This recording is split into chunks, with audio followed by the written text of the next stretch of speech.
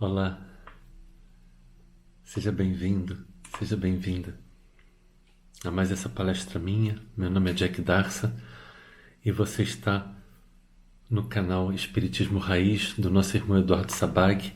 Desde já deixo ele meu agradecimento e convido a todos para que se inscrevam no canal do YouTube dele, como igualmente no meu, Jack Darsa, e também que se inscrevam no Instagram do Eduardo Sabag e igualmente no meu Instagram, Jack Darsa. No caso, no meu Instagram, eu realizo diariamente um vídeo, pequenas reflexões sobre Jesus e doutrina espírita, todos os dias pela manhã de 1 minuto. Às terças-feiras nós temos a live do culto do Evangelho no Lar, seguido de uma meditação guiada. Nas quintas temos o estudo sistematizado do livro Renovando Atitudes. Nas sextas temos o estudo sistematizado do livro Amor e Sexualidade. É uma compilação das obras de Joana de Ângeles falando sobre amor, sexualidade e relacionamentos. Mas hoje, então, vamos conversar um pouco sobre Paulo de Tarso. A minha proposta aqui não é contar a história da vida de Paulo, conforme está em Atos, nas cartas, ou mesmo no livro Paulo Estevão, principalmente, porque isso nos demandaria muito tempo, mas sim de fazer uma breve compilação de quem foi Paulo de Tarso e a importância dele para o cristianismo nascente. Nós vamos ver então que Paulo, ele era um cidadão da cidade de Tarso, Paulo da cidade de Tarso, seu nome em hebraico seria Shaul, seu nome em grego Saulo, seu nome em latim Paulo. Por isso que ele, em uma certa época de sua vida, ele vai trocar de Saulo para Paulo. No entanto, os judeus o reconheceriam sempre como Shaul, que a tradução para o português é Paulo. O rei Saul, na verdade, o primeiro rei de Israel, rei Saul, é o mesmo nome de Paulo. Saul, Paulo, é basicamente a mesma coisa. Nós vamos ver então que vamos nos guiar às vezes pelo livro Paulo Estevão, às vezes por Atos dos Apóstolos, às vezes pelas cartas de Paulo, ok? Então, basicamente a nossa história começa no ano 35 da nossa era. Havia passado 2 anos da crucificação de nosso Mestre Jesus. Lembrando que Jesus, ele desencarnou no ano 33 de nossa era, mas ele tinha, na verdade, não 33 anos, como a maioria das pessoas pensam, mas 38. Brevemente eu deverei estar fazendo aqui um vídeo sobre isso, explicando as questões teológicas a esse respeito. E Paulo, então, no ano 35 de nossa era, ele tinha 30 anos. Portanto, aí já vemos um dado. Paulo, ele era 10 anos mais novo do que Jesus. Ele vai nascer 10 anos após o nascimento do Cristo. E ele era um judeu, mas ele não era um judeu qualquer. Ele era um fariseu, um doutor da lei. O que isso quer dizer? Um fariseu, doutor da lei, seria os mais ortodoxos judeus. E Paulo era um deles. Mas ele também não era um fariseu qualquer. Saulo de Tarso, ainda se chamando Saulo, só mais tarde ele vai se chamar Paulo. Saulo, ele era dotado de um intelecto acima do normal, de um amor pela lei mosaica ele era extremamente rígido em relação à lei mosaica, portanto ele era um apaixonado, ele era extremamente ríspido, orgulhoso, arrogante e tinha o dom da oratória como ninguém. Na verdade, lá em Jerusalém, ele era orgulho da raça, porque ele conhecia as escrituras como ninguém e ele era discípulo do famoso Gamaliel, um dos mais famosos rabinos do tempo de Jesus. Lembrando que fariseu era uma seita dentro do judaísmo, assim como existiam os saduceus, assim como existiam os nazarenos, assim como existiam os essênios, por exemplo. E os fariseus seriam os ortodoxos. E Paulo era um desses homens. Vamos ver então que Paulo está em Jerusalém e ele ouve falar que existe um homem chamado Estevão que está fazendo pregações em uma casa muito pobre, às margens de Jerusalém, os homens do caminho. E ali ele estava atraindo muitas pessoas e foram dizer a Saulo que esse homem ele pregava as leis de Moisés, só que mais ou menos. Ele trazia junto com as outras pessoas que moravam naquela casa, principalmente 4 homens peculiares. Seus nomes: Simão Pedro, João, Filipe e Tiago, filho de Alfeu. 4 apóstolos de um galileu, de um nazareno, na verdade, de um homem de Nazaré, filho de um carpinteiro, conhecido inclusive sendo carpinteiro, mas que aqueles homens diziam que aquele homem que já havia morrido há 2 anos atrás, ele seria o Messias prometido para o povo judeu. E Paulo então resolve ir lá e assistir às pregações. O que ele ouve dizer é que aquele homem chamado Jesus, vindo da cidade de Nazaré, portanto Jesus de Nazaré, ou conhecido também como Jesus Cristo, Cristo sendo um título que vem do grego Christos, que quer dizer Messias, enviado, ungido. Em hebraico seria Mashiach, então seria Jesus, o Messias. Ele resolve ir lá para verificar as pregações desse homem chamado Estevão. E ele rapidamente nota que as ideias de Estevão não são completamente de acordo com as leis mosaicas. Ele, a partir daí, desenvolve uma perseguição aos homens da Casa do Caminho, prendendo primeiramente Estevão. Após, então, ele vai prender Simão Pedro, Filipe e João. Tiago ele não prende, porque ao adentrar a Casa do Caminho, encontra Tiago ajoelhado, rezando, estudando a lei mosaica. E só os muito tementes a Deus faziam se colocavam de joelhos para ler as leis e os profetas. Portanto, Saulo não prende. Mas ele decide então que ele precisava defender a lei mosaica.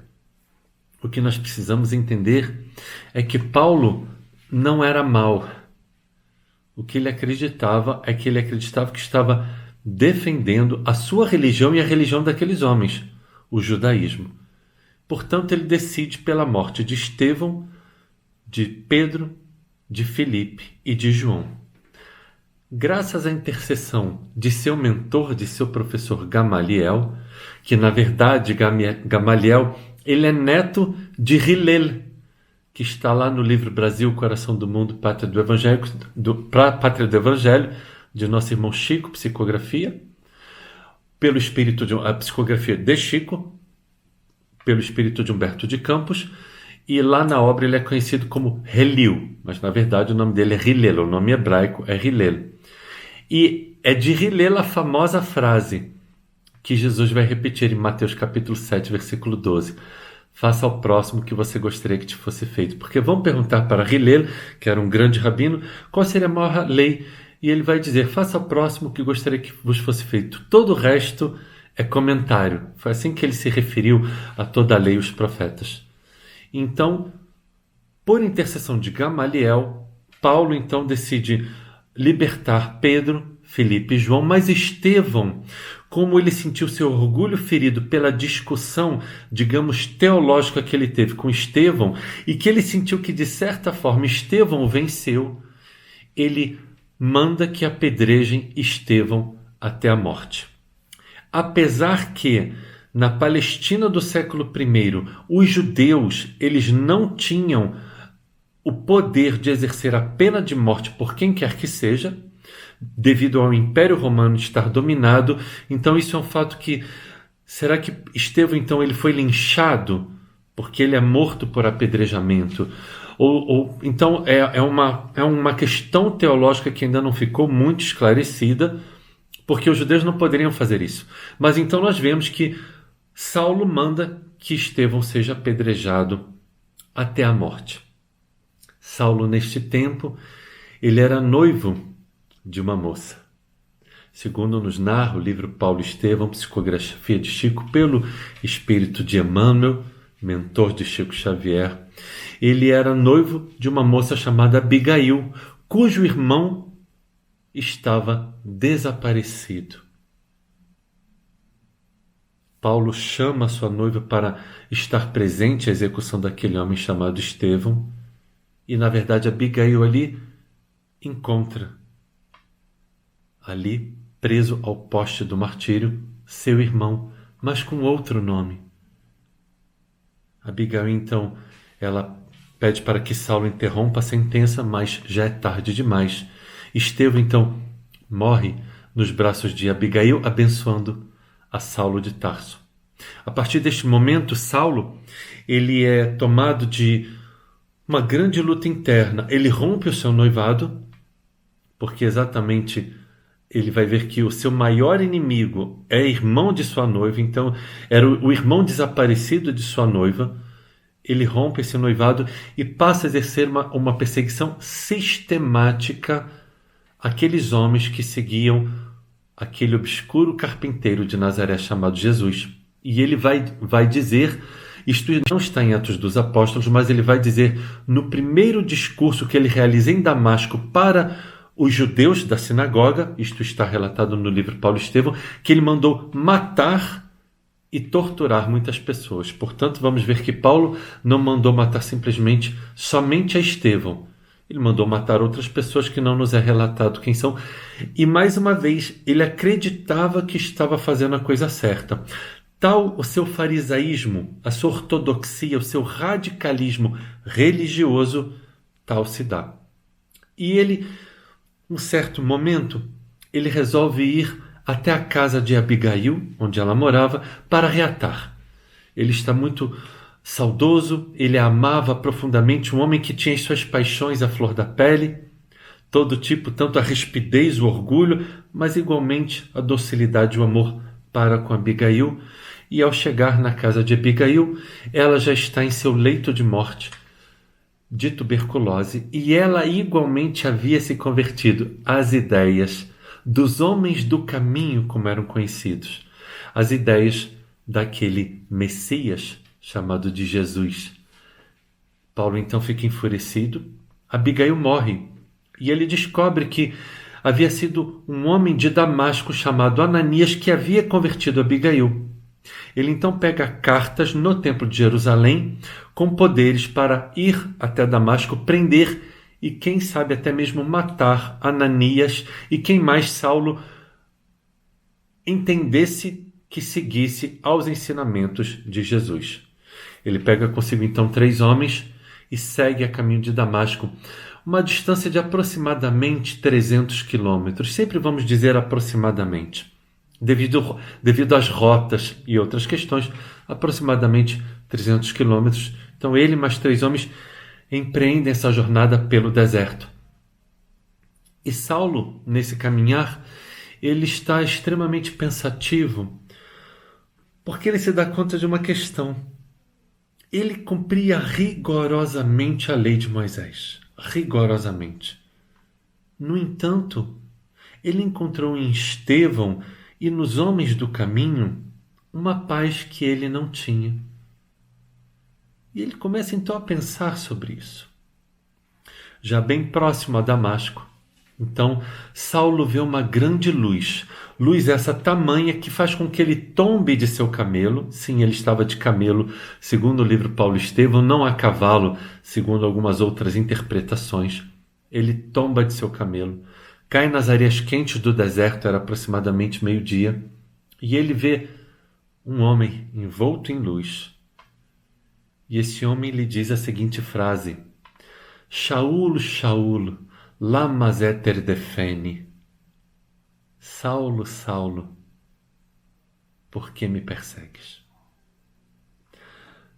Saulo então devolve essa pergunta com uma outra pergunta. Adoni miatá. Quem sois, Senhor? E aquele homem resplandecente em luz responde, Ani Yoshua, eu sou Jesus.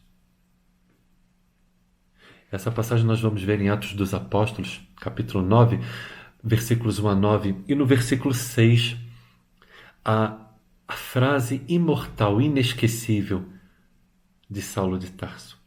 Naquele momento, Saulo entende que ele estava errado. Aquele homem sincero, ríspido, orgulhoso, radical em sua religião, ele vê naquele momento, ele estava errado. Os homens do caminho, assim como sua amada Abigail, estava certa.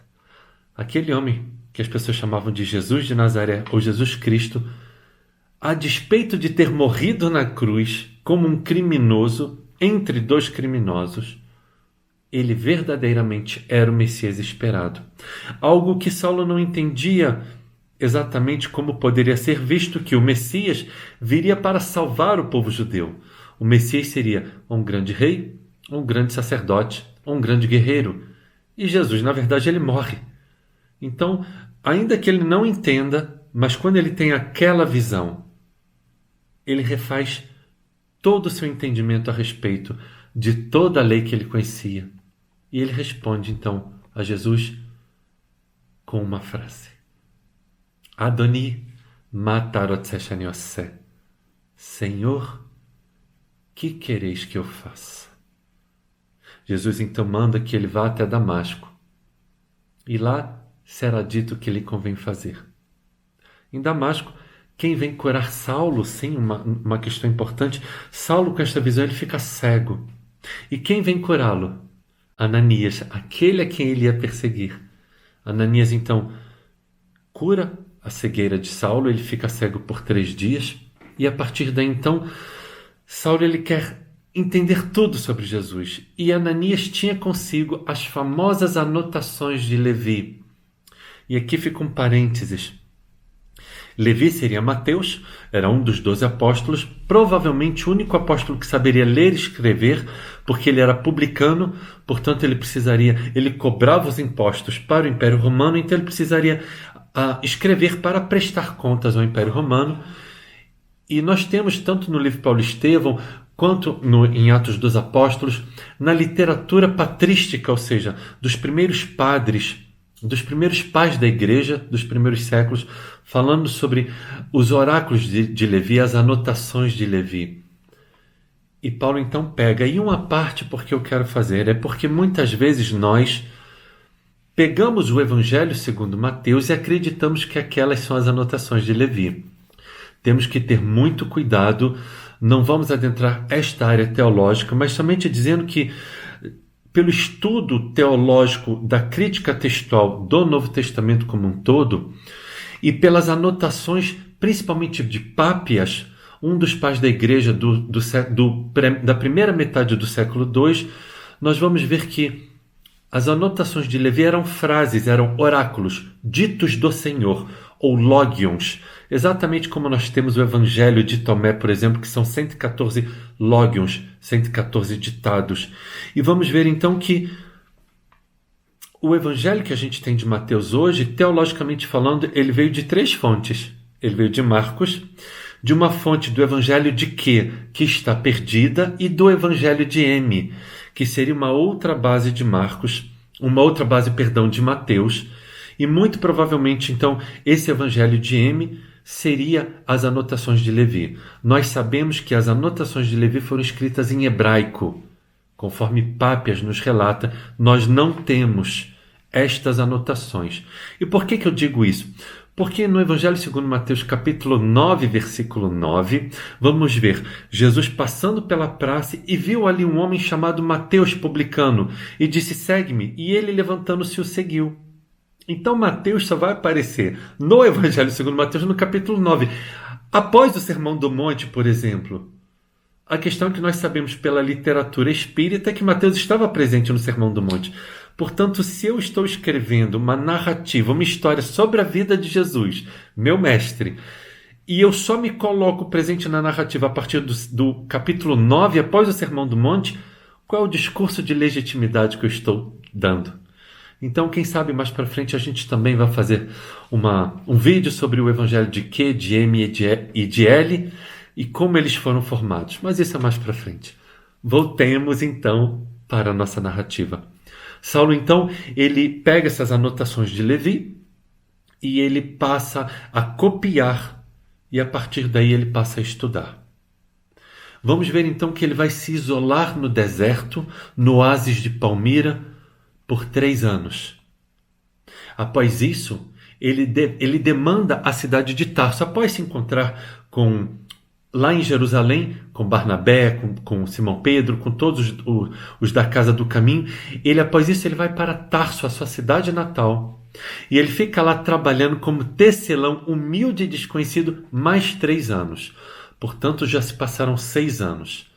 Saulo de Tarso, então, teria 36 para 37 anos aproximadamente, até que finalmente um dia Barnabé vai ao seu encontro e pede que ele o auxilie na fundação de uma nova comunidade em Antioquia. E Saulo vai com Barnabé.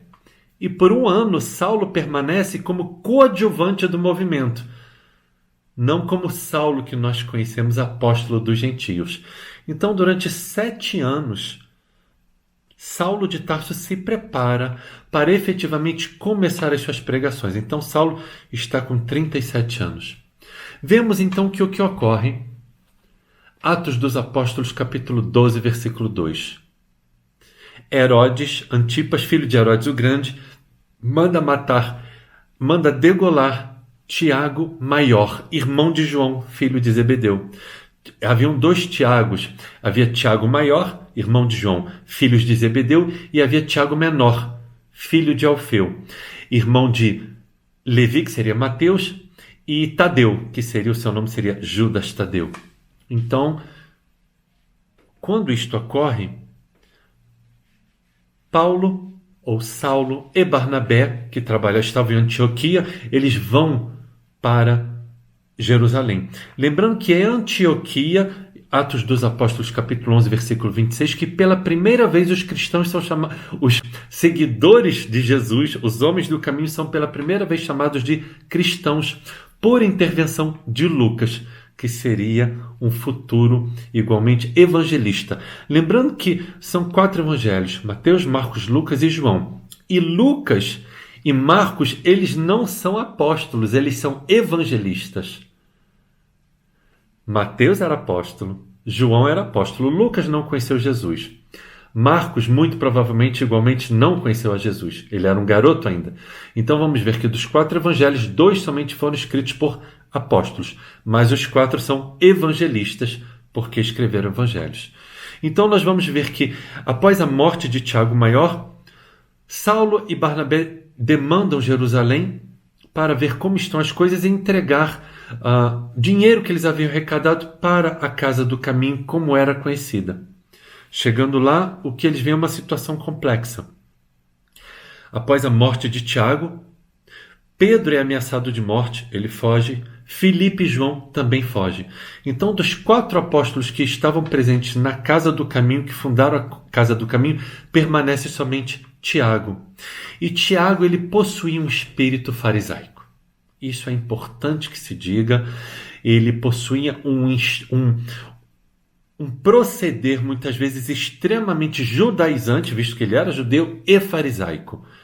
E quando Paulo e Barnabé adentram a Casa do Caminho, veem que ela se transformou. Não era mais aquela casa de caridade dos primeiros tempos que Saulo havia conhecido. E eles ficam extremamente preocupados com isso. E após isso, e por causa disso, Paulo, em uma conversa com Barnabé, a partir de agora vamos passar a chamá-lo já de Paulo, ele decide que, se eles não fizerem algo, visto que Simão Pedro era o líder do movimento e ele saiu, a liderança do movimento está nas mãos de Tiago, que era praticamente um fariseu, que começa a tomar posturas e atitudes farisaicas dentro da Casa do Caminho, Paulo toma uma decisão. Ele decide, a partir daí, ainda mais pregar os ensinos de Jesus para os gentios. Que eram os gentios? Todos aqueles que não fossem judeus, portanto os pagãos idólatras, predominantemente gregos e romanos. E ele, a partir daí, é por este motivo, basicamente, que Paulo decide pregar a todas as pessoas. E é por isso que ele é conhecido como apóstolo dos gentios.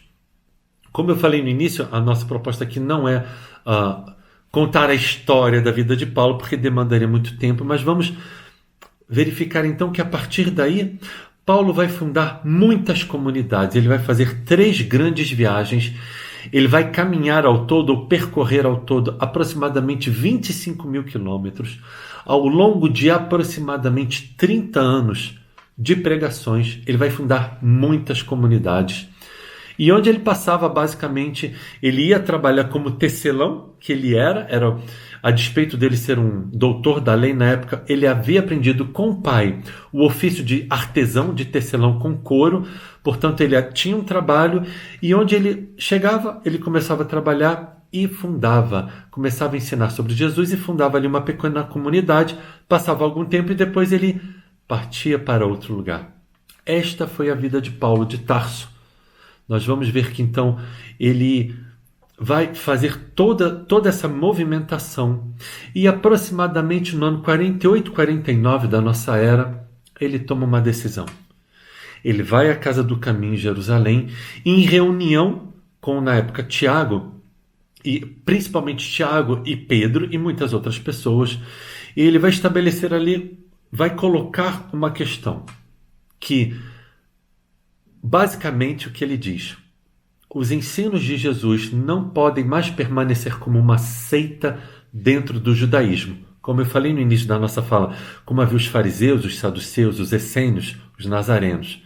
E a partir desse dia, desta data, é fundada a religião cristã. É graças a Paulo. Por Tiago, isto não ocorreria. Não ocorreria.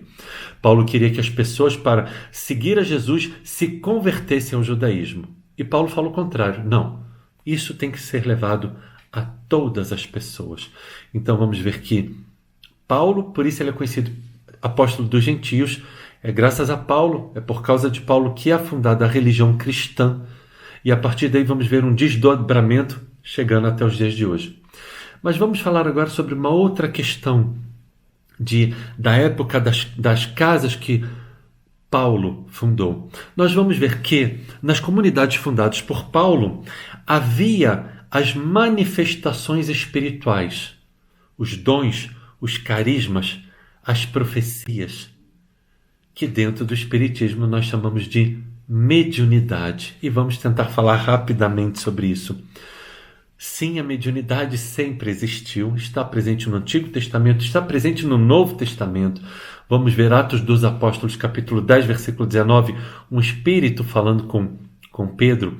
Capítulo 11, versículo 28, um espírito falando com Paulo. Capítulo 23, versículos 8 e 9, após um sermão de Paulo aos judeus, vamos ver então que os fariseus estão dizendo: se algum anjo ou espírito falou através dele, não resistamos a Deus. Então vamos ver que sim, as manifestações mediúnicas existiam. E nós vamos ver principalmente na primeira carta aos Coríntios, capítulo 12, 13 e 14, nós vamos ver Paulo indicando como deveria funcionar as reuniões mediúnicas. É muito interessante. Então, por exemplo, 1 Coríntios capítulo 12, versículo 7, ele vai dizer que o dom do Espírito é dado para cada um para o que for útil. E ele vai dizer que existem os dons de profecia, dons de cura, dons de línguas, e assim vai. Ele vai colocar o dom da profecia, que nós entendemos como psicofonia, como o item mais importante dos dons ou dos carismas. Primeira carta aos Coríntios, capítulo 14, versículo 3, ele vai dizer que a profecia serve para edificar, exortar, e não falar algo sobre o futuro, como muitas vezes a gente tem esse entendimento. A profecia é para falar o que vai acontecer no futuro. Não era esse entendimento de Paulo. O dom da profecia é para edificar, exortar, ou seja, é uma psicofonia, é um espírito. E vamos ver que nem sempre eram espíritos bons que estavam presentes. E a gente vai para a primeira carta de Paulo aos Tessalonicenses, capítulo 5, versículo 19 a 21, Paulo dizendo: não caleis as profecias, não extinguais a voz dos espíritos, ouvi tudo e retende o bem. Por aí a gente já vai ver que nem todos os espíritos que manifestavam vinham para falar algo bom. Poderia então ter o que hoje nós espíritas chamamos de espíritos obsessores ou zombeteiros, poderia haver também. Vamos ver isso igualmente na primeira epístola de João, capítulo 4, versículos 1 e 2. João vai dizer: ouvi a todos os espíritos, mas verifiquem se eles procedem de Deus. Então João igualmente vai falar sobre as manifestações mediúnicas que haviam. No capítulo 13 da primeira carta aos Coríntios, A gente vai ver que, vai dizer, como é mesmo que começa a primeira carta aos Coríntios? É Paulo falando sobre o amor e a caridade. Eu esqueci, vou buscar aqui. Primeira carta aos Coríntios, vamos ver se nós achamos aqui. Capítulo 13, versículos 1 a 13. O que Paulo nos diz? Uma passagem tão famosa. Já lembrei. Ainda que eu falasse a língua dos homens e dos anjos, sem amor eu nada seria. Tão famosa. O que a maioria das pessoas não sabe é que Paulo está se referindo à mediunidade. Porque capítulo 12, 13 e 14 é Paulo falando sobre mediunidade. Então ele está dizendo, olha, ainda que você faça a língua dos anjos e dos homens, ainda que você tenha o dom da profecia, ele vai falar, se você não tiver amor, se você não tiver caridade, de nada vale. É interessante essa fala. Ele está dizendo assim, para que você quer ser médium? E eu vejo tantas pessoas querendo ser médium. Ele fala, não, o mais importante não é isso, o mais importante é o amor, é a caridade. Na primeira carta aos Coríntios, capítulo 14, item 27 ao final, existe uma fala interessante de Saulo de Tarso, de Paulo. Ele vai dizer que, sobre os dons das línguas, ele vai dizer, se você estiver falando em uma outra língua e ninguém estiver ali entendendo, cale-se. Olha que coisa interessante. Ele vai dizer então que o dom de falar outras línguas, se você não souber o que você está dizendo e ninguém estiver ali para interpretar, você deve ficar calado. Não deve dizer, porque não edifica em nada, conforme está lá em 1 Coríntios capítulo 14, versículo 3, que é para edificar. E ele vai dizer ali, por exemplo, que se estiverem dois ou mais profetizando, ou seja, dando psicofonia, que um se cale para que o outro seja ouvido e depois o outro vai falar. Então ele vai dizer como que deveria ser feita as manifestações mediúnicas, na época conhecido como dons, carismas e profecias, na época de Paulo. Nós vamos igualmente ver então que durante a sua trajetória, Paulo vai escrever muitas epístolas. Até nós chegou 14 epístolas, mas nós sabemos de outras. Na primeira carta aos Coríntios, capítulo 5, versículo 9, que é a primeira carta aos Coríntios, ele vai falar de uma epístola que ele tinha escrito antes.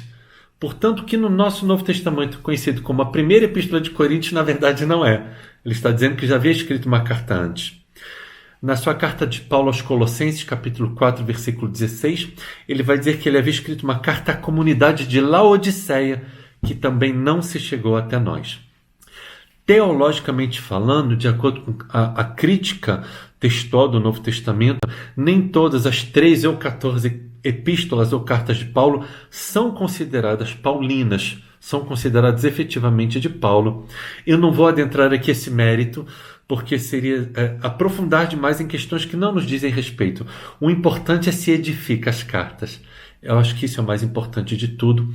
Nós vamos ver que as epístolas são divididas em três: as eclesiásticas, as pastorais e as pessoais. Então nós vamos ter Romanos, primeira carta aos Coríntios, segunda carta aos Coríntios, Tessalonicenses 1 e 2, vamos ter aos Colossenses, Filipenses, Gálatas, Efésios, vamos ter as epístolas a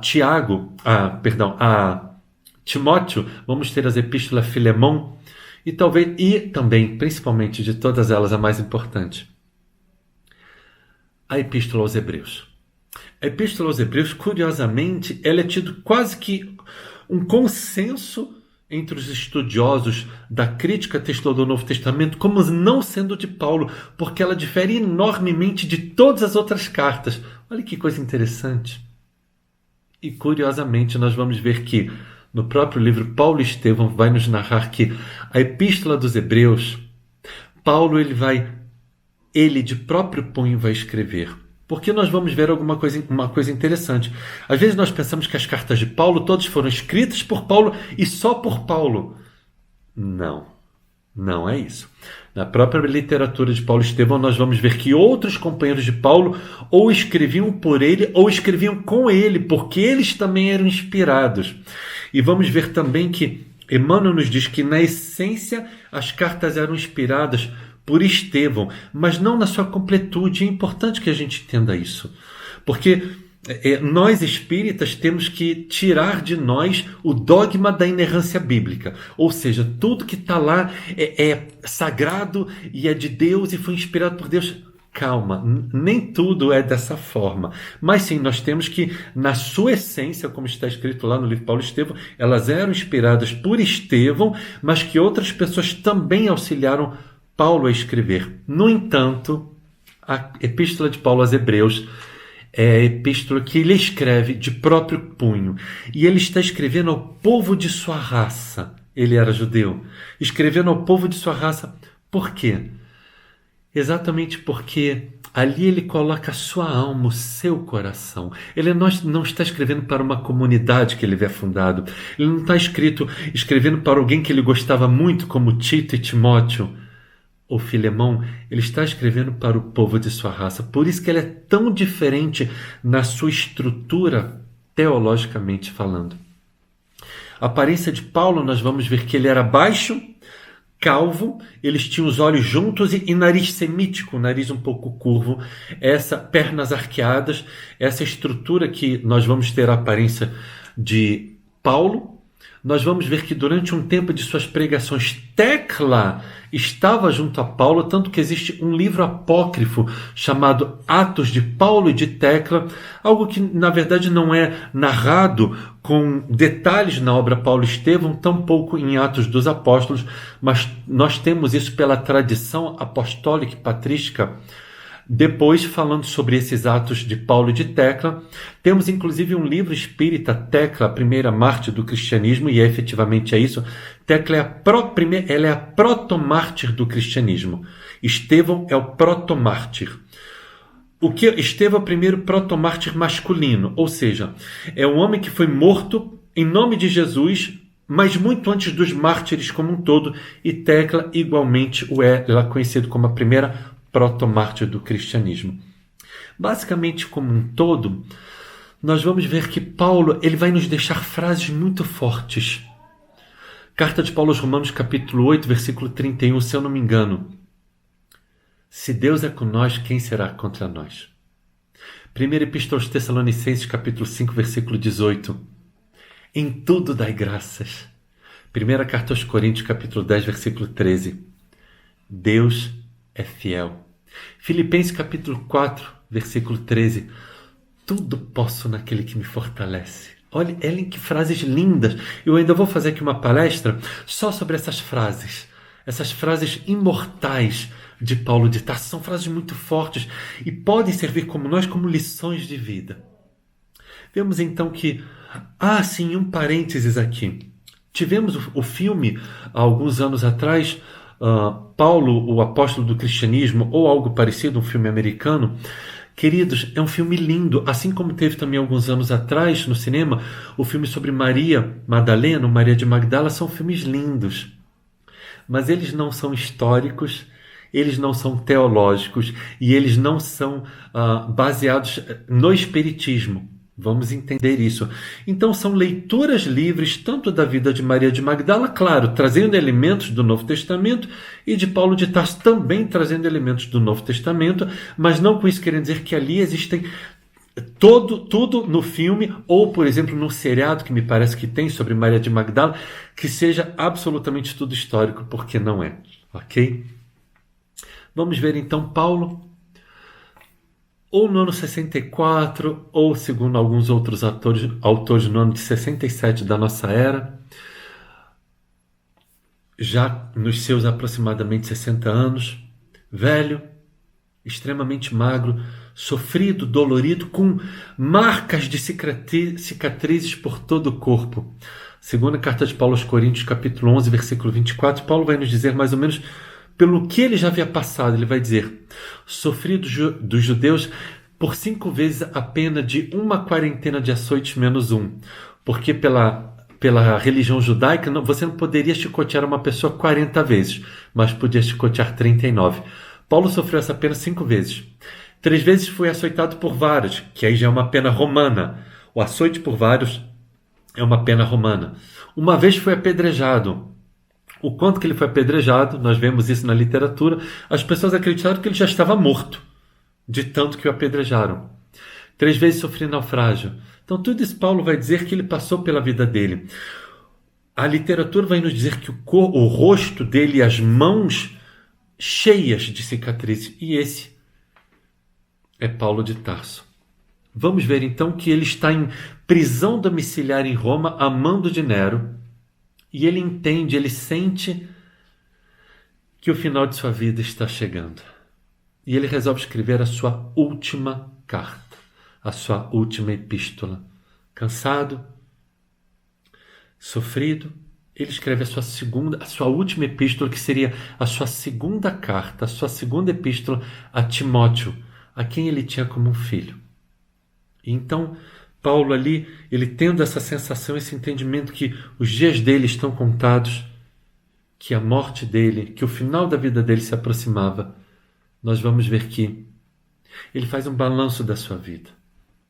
E talvez para mim, pessoalmente, ali no capítulo 4, versículo 7, de todas as grandes falas de Paulo que eu falei há pouco, talvez ali tenha para mim a maior fala de Paulo. Ele vai dizer a Timóteo: eu terminei a minha tarefa, eu combati o bom combate, eu guardei a fé. E efetivamente, Emmanuel vai nos dizer que algumas semanas decorridas desta carta, Paulo vai ser assassinado no meio da noite a mando de Nero. Ele será decapitado. Eu acho que de tudo que foi dito isso, é claro que com certeza absoluta eu esqueci algumas coisas, mas deixei de falar outras pelo tempo, porque não é um seminário sobre Paulo de Tarso. Se fosse, nós poderíamos realmente desenvolver muito mais vários assuntos. Mas a grande lição que Paulo nos deixa, eu acho que é essa, que aí nós podemos combinar com a questão 919, item A, do Livro dos Espíritos, mensagem de Santo Agostinho, em que ele diz como ele fez o processo de autoconhecimento dele, e ele diz: fazei como eu fazia quando estava vivo entre vós. Todas as noites, ao me recolher, eu fazia um balanço do meu dia, e eu vi o que eu tinha feito de bom, procuraria repetir. Via o que eu não deveria ter feito, e estaria mais atento. E via as coisas boas que eu deixei de fazer, para no dia seguinte efetivá-las. Esse é o processo de autoconhecimento de Santo Agostinho, e eu deixo aqui esse convite então. E agora, no final, se você gostou, deixe seu like, divulgue, compartilhe, deixe seus comentários. Tanto eu, Jack Darcy, quanto Eduardo Sabag, nós agradecemos profundamente. Nos sigam lá no YouTube, igualmente no Instagram. E agora, voltando para finalizar a nossa fala. Que possamos nos lembrar de Santo Agostinho, queridos. E que a cada dia das nossas vidas eu dou um testemunho pessoal meu. Eu faço isso absolutamente todos os dias, há muitos anos. Que possamos repassar todo o nosso dia.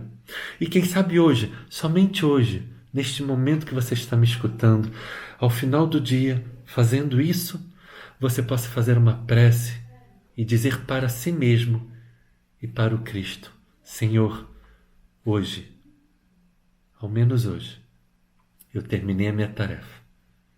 Eu combati o bom combate. Eu guardei a fé. Eu agradeço imensamente, imensamente por seu acolhimento, por sua paciência, sua caridade em nos assistir. E de mim para você, a paz de Jesus que existe em mim. Eu desejo, eu dedico a você. Gratidão imensa. Muita paz.